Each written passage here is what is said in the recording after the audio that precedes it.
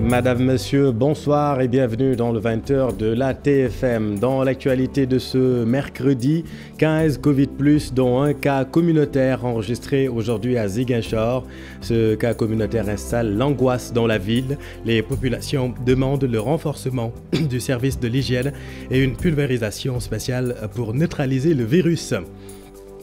Malgré le cas communautaire reçu en consultation au centre Elisabeth Diouf de Gueule-Tapée, la structure sanitaire fonctionne normalement. Le médecin-chef rassure, toutes les dispositions ont été prises lors de la consultation de cette personne contaminée.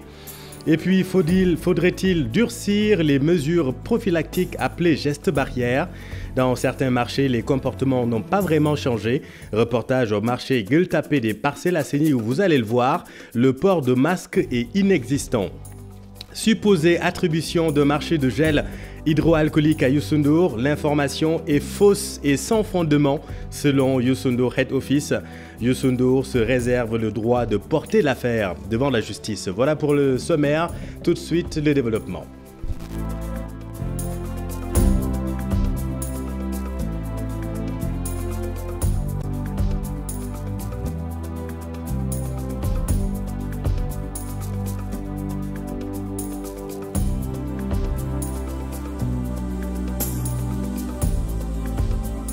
« 15 Covid+ enregistrés sur les 222 tests réalisés aujourd'hui. La courbe des contaminés est toujours ascendante, suivant la directrice de la santé, le docteur Marie-Khémé Ngom-Ndiaye.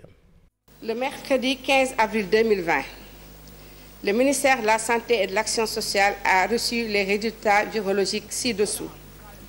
Sur 227 cas réalisés, 15 sont revenus positifs. Il s'agit de 14 contacts suivis par nos services, un cas issu de la transmission communautaire. 7 patients hospitalisés ont été contrôlés négatifs et déclarés guéris. L'état de santé des patients hospitalisés est stable.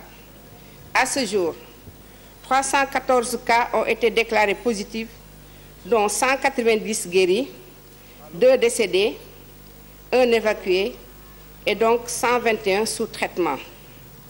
Le ministère de la Santé et de l'Action sociale exhorte les populations au respect scrupuleux des mesures de prévention individuelle et collective. Le cas communautaire enregistré aujourd'hui est apparu à Ziguinchor. L'information a fini d'installer l'angoisse au sein de la population. Elle souhaite la décontamination de la ville à travers une pulvérisation spéciale avec le service d'hygiène. Voyons tout cela avec Boubacar Diassi, Lamine Mandiang. Après la confirmation d'un cas positif au Covid-19 issu de la transmission communautaire, c'est un sentiment d'angoisse qui s'empare de la population de Ziguinchor. Vraiment, nous sommes très angoissés par ces cas communautaires, parce que les cas communautaires sont vraiment angoissants. Il n'y a aucune piste qui puisse déterminer son origine. Pourtant, on commençait à nourrir de l'espoir à Ziguinchor. Pour réagir à ce premier cas issu de la transmission communautaire, les populations font quelques propositions. Pour moi, il faudra impliquer les services d'hygiène pour désinfecter pratiquement toute la région. Alors on a vu que tout le monde, avec le couvre-feu, nous sommes tous à l'intérieur de nos maisons à partir de 20h. Du coup, il faudra impliquer les services d'hygiène pour qu'ils puissent désinfecter toute la région. Je pense que ça sera mieux aussi pour nous protéger mieux des contacts. Voilà, ce serait une excellente chose. Si le service d'hygiène pouvait désinfecter la ville, ce serait une excellente chose. Nous en supplions l'État, surtout dans nos quartiers périphériques où il fait très noir la nuit. C'est vraiment une obligation de l'État. On n'a qu'à faire des efforts et avoir confiance en nous-mêmes. In fine, 2 cas sont actuellement sous traitement dans la région de Ziguinchor. Merci Boubacar. Et pour freiner la flambée des cas communautaires, il faudrait tester en masse la population. C'est l'avis de l'épidémiologiste et chercheur à l'université Cheikh Anta Diop. Suivant ses explications, il est le professeur Adama Faye, interrogé par Pape Farning. On s'est rendu compte que les malades peuvent transmettre la maladie avant même l'apparition des signes. Ce qui fait qu'il y a une possibilité qu'on ne prenait pas en compte. Et il y a certains malades qui n'auront jamais de signes et qui vont transmettre la maladie. Donc c'est ce que l'OMS appelle les cas, la transmission asymptomatique et la transmission présymptomatique. Donc ça, c'est un élément important à prendre en compte. Il y a aussi le suivi des contacts. il est extrêmement difficile de pouvoir identifier et suivre 100% des contacts. Même si les statistiques disent que quand le taux de reproduction est de 1,5, 70% des contacts suffisent. Et quand ce taux est de 2,5, il faut 90% des contacts. Donc ça veut dire qu'il faut au Sénégal qu'on ait une bonne estimation de ce taux de reproduction et qu'on puisse mieux suivre ces contacts. Il y a aussi la déclaration des contacts. Ce ne sont pas tous les cas qui vont déclarer tous leurs contacts. Il y a des contacts qu'on ne peut pas déclarer pour une raison ou pour une autre. Donc ce qui fait qu'il y a toujours des cas qui vont nous échapper. Ces cas communautaires risquent de nous amener à un deuxième pic et peut-être ce pic sera beaucoup plus fatal. Donc comme je l'ai dit, d'ici 2 semaines, on saura quelle est l'étendue de ces cas communautaires et peut-être qu'il faudra élargir l'assiette des tests. Et puis des membres du personnel du centre Elisabeth Diouf de Gueule-Tapée en quarantaine après avoir reçu en consultation un cas communautaire. Nous en parlions dans cette antenne. Pas de quoi s'alarmer selon le médecin-chef. Un cas de Covid au centre, ce n'est pas une première. Et le centre Elisabeth Diouf fonctionne normalement. Reportage Pape Faraning à Modouba. C'est dans ce centre de santé que le malade atteint du Covid-19 a été prélevé à Gueule-Tapée. Les contacts avec lui sont en isolement, même s'il avait pris toutes les précautions. En ayant des doutes, il avait porté son masque. Il avait pris toutes les précautions. Quand il a sorti sa carte d'identité, pour ne pas parler au guichetier, il a sorti sa carte d'identité. Il ne lui a même pas remis, il lui a tendu la carte comme ça. Alors dès qu'il a fait ça, le guichetier a averti tout de suite les infirmières qui étaient de garde. Les infirmières, à leur tour, ont averti le médecin. Et partant de là maintenant, ils ont pris eux toutes les précautions nécessaires. Ici au Sénégal, dès que tu vois un cas, quelles que soient les mesures que tu as eu à prendre, on te met tout de suite en quatorzaine. Cette fois-ci, c'était au tour de Dr Aronosen et 2 autres infirmières qu'on a retirées et qu'on a mis en quatorzaine. Le service d'hygiène est venu pour faire la décontamination. Tout se passe normalement, contrairement aux déclarations des autorités. Comme vous pouvez le constater, le centre Elisabeth Diouf continue de recevoir des malades. Vous-même, ce n'est pas à vous qu'on va dire que le centre est fermé. Vous êtes là, vous avez constaté que les malades entrent et sortent. Et il y a des hospitalisés, le médecin est là, moi je suis là. Et puis le travail se passe normalement. Il n'y a pas de souci pour ça. Peut-être que c'est un lapsus de la part du maire qu'il faut corriger.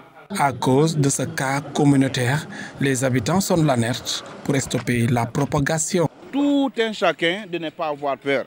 Il faut au contraire qu'on soit vraiment dynamique, qu'on soit solide et essayer de combattre nous tous cette maladie-là. Oui, parce que le cas est partout, hein, parce que comme on peut se dire, parce que d'habitude on entend souvent dans les médias, ils donnent des informations sur surtout parents, ils wax ñu jéem a téye xale yi di leen sensibiliser ba pare téye leen surtout xale parce que fii dafa bëri ay jeunes. Le médecin-chef appelle à la sérénité.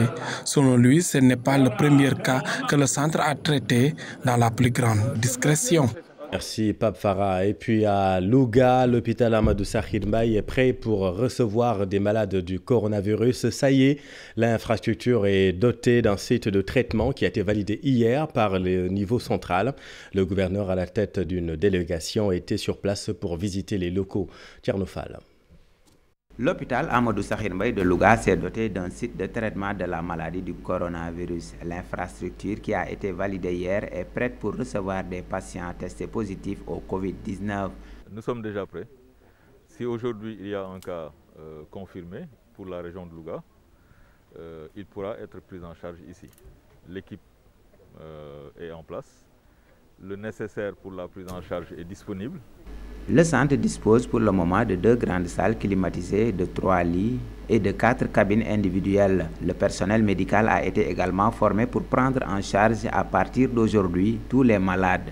C'est une aile isolée que nous avons carrément fermée. Si vous avez vu le circuit, et ça respecte les normes avec la marche en avant et la séparation des zones rouges et vertes.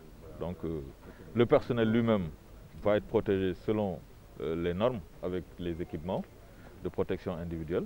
Et toutes les mesures, ces personnels ont été formés et savent déjà prendre en charge. Aujourd'hui, Louga a enregistré un nouveau cas testé positif au Covid-19, ce qui donne un total de 28 cas positifs dans la région. Avec le Covid, on ne sait jamais. Ce qui est sûr aujourd'hui, c'est qu'on a mis en place une stratégie Il y a des choses qui sont actuellement en train d'être faites.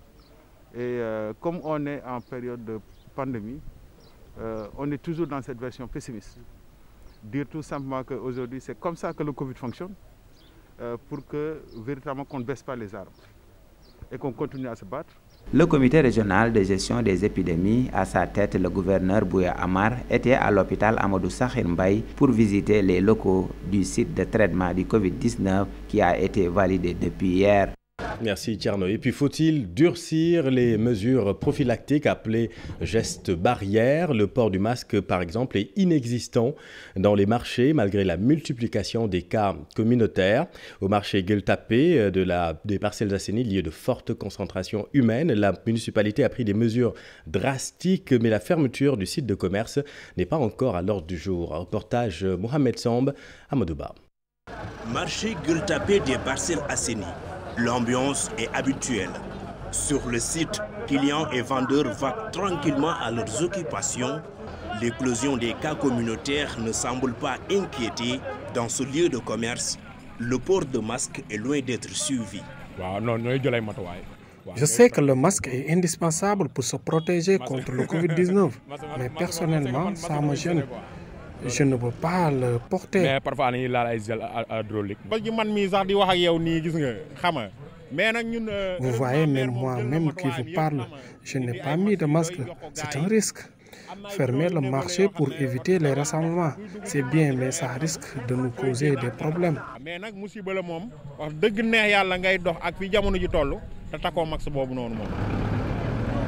Face à la situation, la municipalité a déjà pris des dispositions à travers un arrêté, une mesure pour faire respecter les gestes barrières. Nous n'avons pas voulu prendre de manière unilatérale une décision qui n'intègre pas la puissance publique ou bien les autorités administratives. Quand nous avons exprimé le besoin, en tout cas de respecter des heures d'ouverture et de fermeture, nous l'avons fait sous la tutelle du sous-préfet de l'arrondissement des Parcelles Assainies. Et d'ailleurs, c'est à cause de ça que notre arrêté de fermeture des marchés prend effet à partir d'hier ou bien même aujourd'hui. Et d'ailleurs, à la descente à 16h, nous allons sillonner l'ensemble des marchés, les 3 marchés qui composent la commune, pour voir l'effectivité de la mesure. À noter que Gueule-Tapée est l'un des marchés les plus visités de la commune des Parcelles Assainies. Sa fermeture n'est pas pour le moment envisagée. Nous prions le bon Dieu pour stopper le virus. Nous sommes certes d'accord pour une fermeture éventuelle du marché, mais que cela se fasse avec prudence.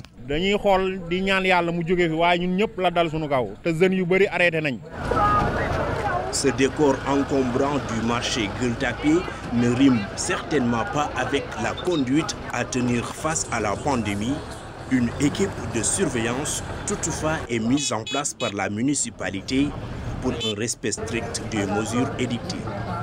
Ambiance très différente au marché artisanal de Soumbédioune. Là-bas, vous allez le voir, les marchands subissent les contre-coups de la crise.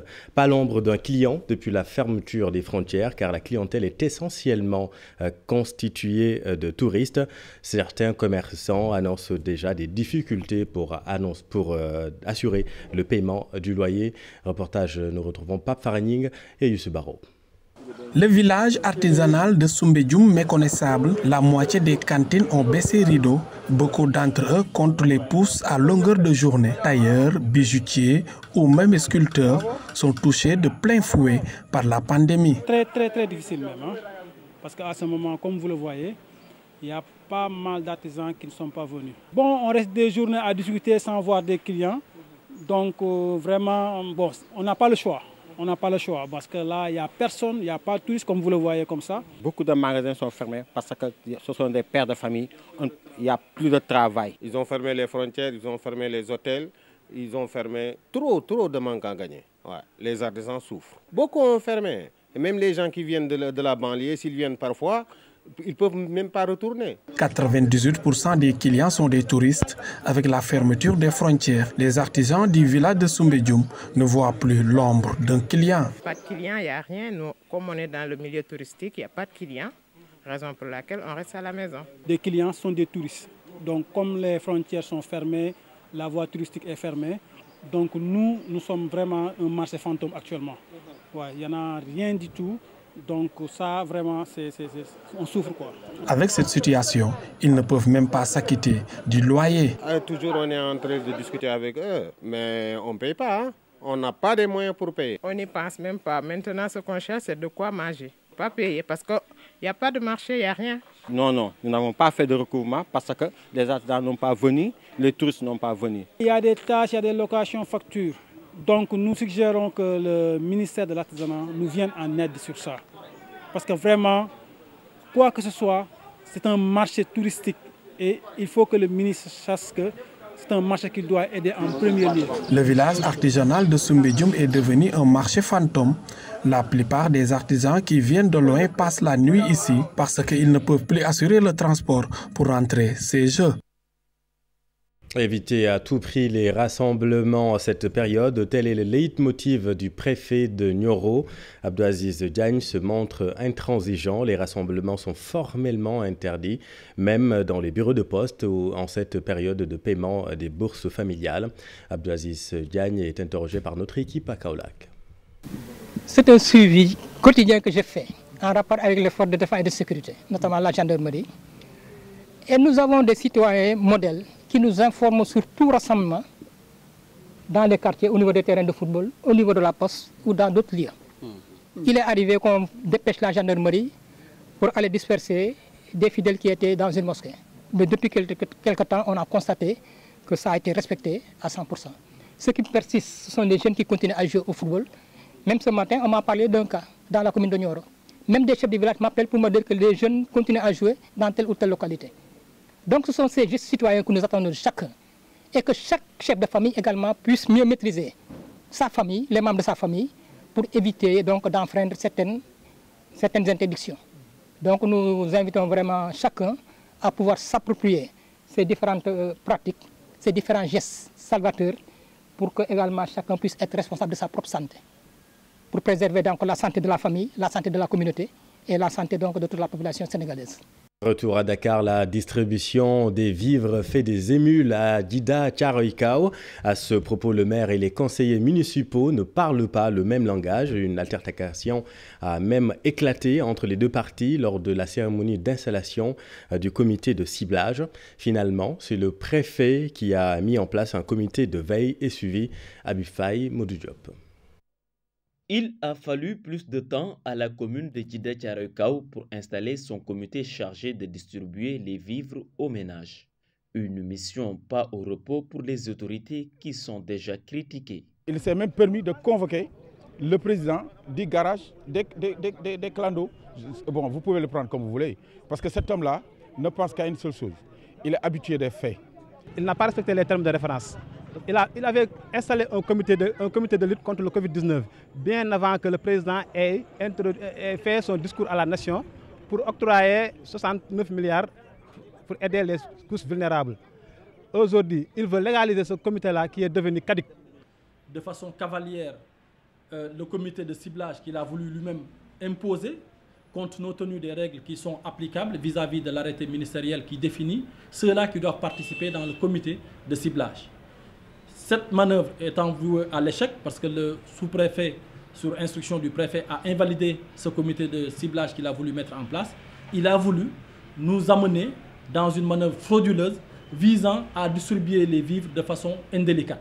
Cela l'a amené à vouloir aujourd'hui se conformer à la règle, mais en allant au-delà, en voulant impliquer des acteurs qui ne sont même pas visés par l'arrêté ministériel. Le maire de la localité n'a pas tardé à réagir. Cherdian estime que la demande est supérieure au stock disponible, 7083 kits alimentaires pour 20 000 ménages. Nous allons vers une tâche difficile parce que nous avons environ 20 000 ménages à qui il faut distribuer 7083 kits alimentaires. Ça signifie qu'environ un ménage sur 3 seulement à Djida Thiaroye-Kao sera servi. Et toute la difficulté sera de choisir, de faire ce choix-là de manière pertinente parce que nous avons plus de ménages qui ont besoin de cette aide alimentaire que le disponible. Le préfet vole au secours avec la mise en place d'un comité de veille Une manière d'assurer une certaine transparence dans la distribution de kits. Je suis passé dans cette commune, je retourne attendre que les maires fassent le travail de ciblage dans les sous-comités de quartier et me transmettent à moi les listes des ménages qui ont été recensés. Et dans ce comité-là, il y a les commissaires de police, il y a les forces de défense et de sécurité, il y a des représentants de l'administration, il y a les maires, et il y a d'autres organisations fêtières au niveau arrondissement qui feront le contrôle, je l'ai dit tout à l'heure, de la manière la plus drastique qui soit.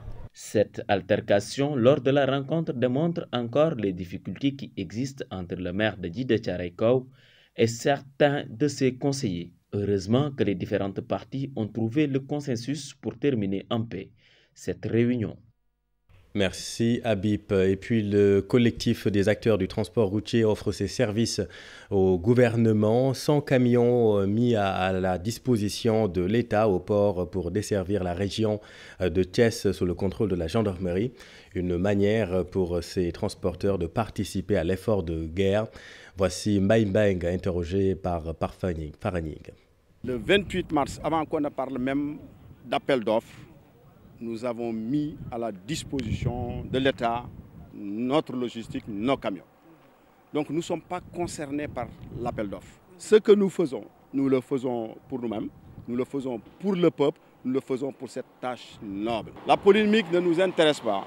Nous sommes levés pour accompagner l'État via notre ministère de tutelle, M. Youm. Nous engageons notre logistique gratuitement, gracieusement, mettre à la disposition de l'État pour accompagner justement cette noble tâche. Et ils nous ont programmé pour Thiès.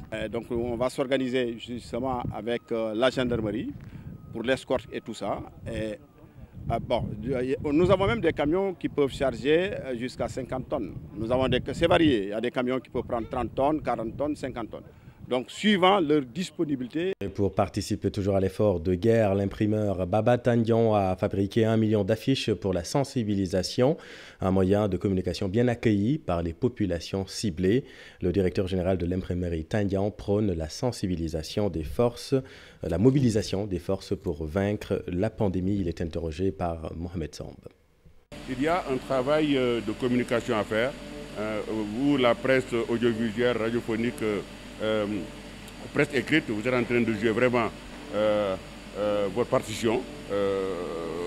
Aujourd'hui, il est important d'apporter son concours à l'État. L'État ne peut pas tout faire.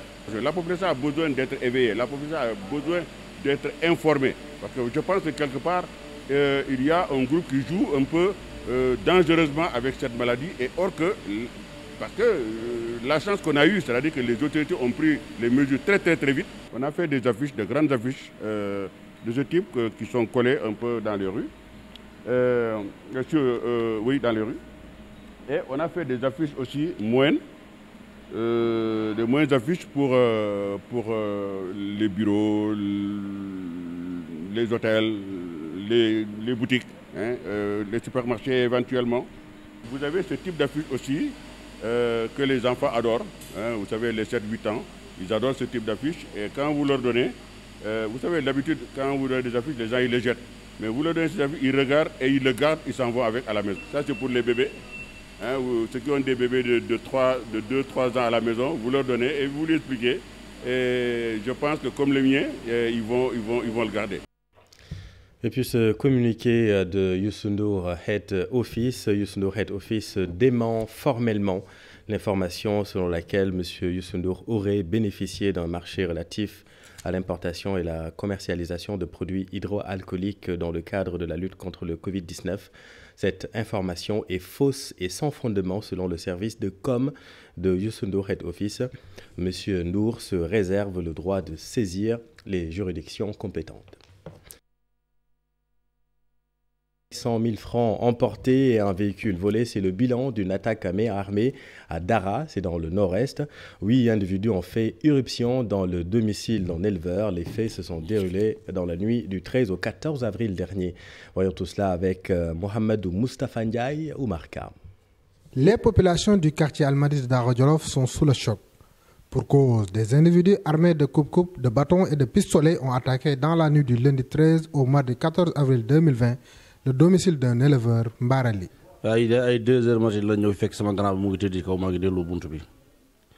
Ils nous ont attaqués vers les coups de 2 heures du matin. J'étais couché dans ma chambre alors que mon grand frère dormait dehors. Ils se sont d'abord attaqués à lui avant de frapper à ma porte. Au début, je pensais que c'était mon grand frère. Je lui ai dit que la porte n'était pas fermée, mais aucune réaction. Alors je me suis levé. Et quand j'ai ouvert la porte, ils ont commencé à me rouer de coups. Ils avaient des machettes, des bâtons et autres armes. Ils étaient 8 au total. 3 qui attendaient dehors et 5 à l'intérieur. J'ai dû leur donner 2 500 000 francs, mais également, j'ai perdu ma voiture.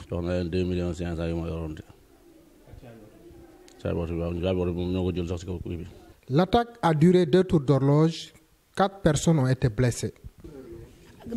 Ils sont arrivés à 2 heures du matin et jusqu'à 3h13, ils étaient encore là. Le cœur meurtri, l'une des victimes a appelé la gendarmerie en vain. Nous avons appelé la gendarmerie, mais en vain. Le téléphone sonnait dans le vide. En ce moment, ils essayaient de défoncer ma porte en menaçant de tuer mon mari si je n'ouvrais pas. Avec le couvre-feu, moi je me demande comment est-ce que 8 personnes ont pu circuler jusqu'à accéder à notre maison sans être interpellées. Nous ne sommes pas en sécurité et c'est la triste réalité à Dara. Cette attaque allonge la longue liste des braquages survenus à Tiamenpas et à Widichungoli. Le véhicule de l'éleveur a été retrouvé à Touba. Les gendarmes de la brigade de Dara ont ouvert une enquête. Merci Mohamedou Mustafa. Et puis parlons maintenant de la dette des pays africains, moratoire ou annulation de la dette publique extérieure des pays les plus pauvres au monde. Le débat est momentanément clos. Le G20 s'accorde finalement sur un moratoire pour 2020. Les ministres des Finances des 20 pays les plus industrialisés de la planète suspendent cette année le paiement des intérêts de la dette pour permettre aux pays éligibles de faire face aux conséquences de la crise sanitaire du coronavirus. 40 pays africains sont concernés par la mesure. Voyons tout cela avec Daniel Diouf. 76 pays du monde rentrent dans le dispositif, dont 40 africains. Une suspension temporaire du paiement des intérêts de la dette uniquement pour cette année 2020. Un moratoire sur la dette, une étape indispensable pour amener les États africains éligibles à traverser la crise sanitaire et ses conséquences. Il porte sur 20 milliards de dollars, soit quelques 13 000 milliards de francs CFA. Si les intérêts étaient pris en compte, ces 76 pays devraient payer 32 milliards, soit un peu plus de 19 000 milliards de francs CFA. Cette décision libère jusqu'à 14 milliards de dollars de la part des créanciers bilatéraux publics, soit 8 526 milliards de francs CFA, le montant du service de la dette. Une manne qui éviterait à ces pays de recourir aux recettes des exportations pour payer le service de la dette. La suspension temporaire du service de cette dette permettra de soutenir les entreprises et les ménages en difficulté du fait du Covid-19 et ses implications néfastes prédites par le Fonds monétaire international. Les ministres des Finances du G20 suspendent toute annulation au résultat que les 76 pays présenteront au sortir de la période du moratoire. Et ce sera au cas par cas. À préciser que le moratoire entre en vigueur le 1er mai prochain. Daniel, certains États européens et institutions internationales restent quand même préoccupés par les effets de la pandémie en Afrique. Dans ce sens, 18 chefs d'État africains et européens ainsi que des représentants d'institutions africaines et internationales ont proposé un plan d'aide pour le continent. Aminata Barisso.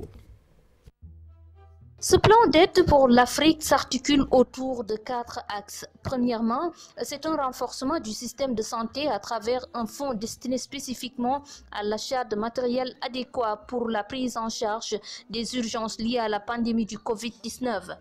Dans ce sens, une conférence est d'ailleurs prévue au mois de mai pour discuter des modalités de financement.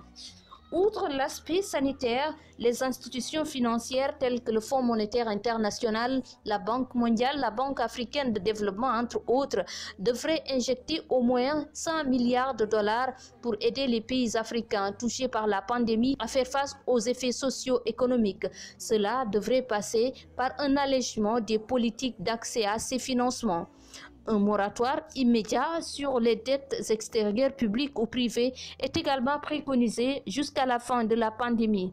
À côté de toutes ces initiatives, le secrétaire général des Nations Unies appelle également à une aide alimentaire et matérielle pour l'Afrique, surtout pour les populations vulnérables, cela par le biais du programme alimentaire mondial. Des chefs d'État africains et européens sont signataires de cet appel commun pour faire face à la pandémie du coronavirus en Afrique. Le chef d'État sénégalais, le président français ainsi que des représentants d'institutions internationales et africaines sont signataires. Tous veulent une réponse commune pour faire face à la pandémie du coronavirus, surtout dans le continent africain. Merci Aminata, c'est la fin de cette édition, merci de l'avoir suivi. L'info continue dans Soir d'info avec le docteur Ousmane Gueye. Aram Touré, c'est à vous. Diop, docteur Ousmane.